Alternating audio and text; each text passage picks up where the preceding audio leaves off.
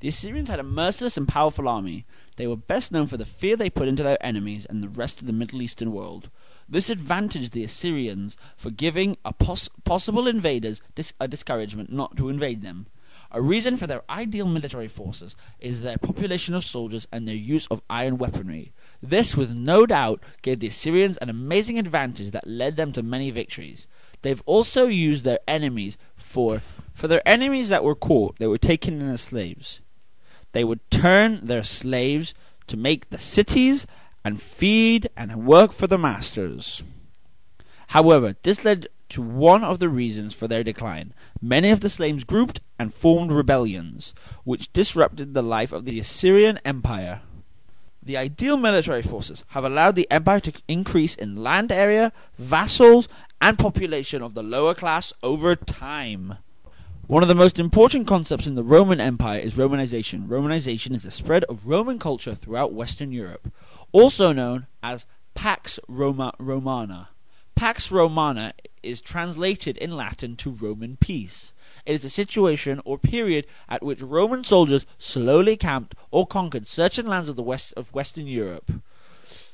However, they camped and assimilated in peace, and so the conquered people were happy. The Empire of Rome supplied the conquered cities with resources and protection. Within the process, the conquered people slowly grew into Rome. They were converted to Roman Catholicism. This disabled options of rebellions. Also, nations and colonies that were conquered were later supplied with more resources and controlled by a ruler. And slowly forming into a city, the Pax Romana was an amazingly genius and effective idea that helped the Roman Empire slowly increase in size and population. Persians formed a strong kingdom in northern Iran after the fall of the Assyrian Empire. Later, after many military campaigns, the Persian Empire was established. Cyrus the Great was the most important ruler of the Persian Empire. He had great military skills, and he also showed some excellent political skills. He was a pluralistic leader, meaning that individual groups were allowed to keep their own different religions and beliefs after he controlled them, as long as they gave tribute towards him. Another great ruler was Darius, who had the support of his troops, and was a very successful leader in extending the Persian Empire. He developed a new form of government that was divided into 20 satrapies, and that was under the control of satraps. This kind of government helped the Persian Empire become more organized. Also under Darius' reign, the Persians also had laws decided by the royal judges. Even transportation and trade was at the height under his control, which meant he was a great ruler. Alexander was one of the best military generals in recorded history. His army was well trained and so strong they never lost a single battle. He took part in 12 military campaigns. He fought for years to gain victories for his empire. The most important cause for Alexander's decline was his army. It was so tired due to all the fighting that it couldn't take it, so they returned to Babylon. Alexander died while returning to Babylon, but the Greeks carried on for his empire for years to come. Alexander, when his empire first started, was helped a tremendous amount by the Greeks, who helped him defeat the Persians, who were then the greatest empire of all time.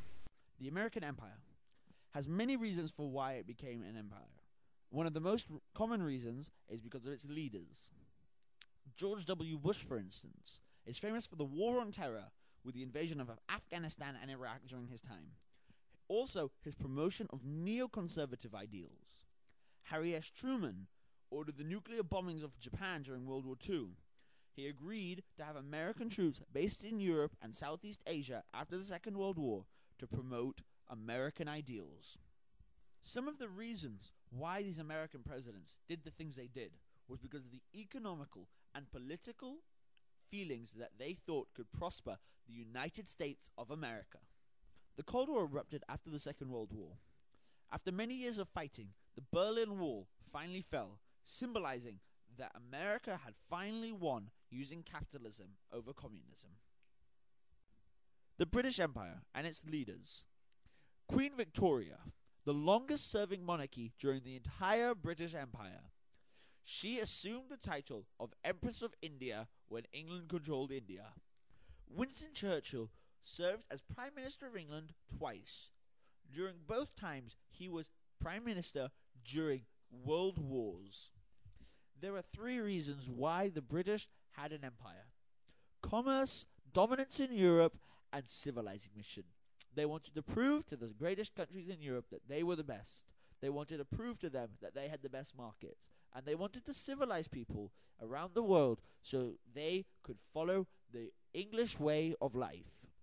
The British Empire had two main styles of government which are still used today by some empires. Indirect rule, their ability to rule a nation through its own people without taking direct responsibility. While direct rule was where the English controlled another country from England itself.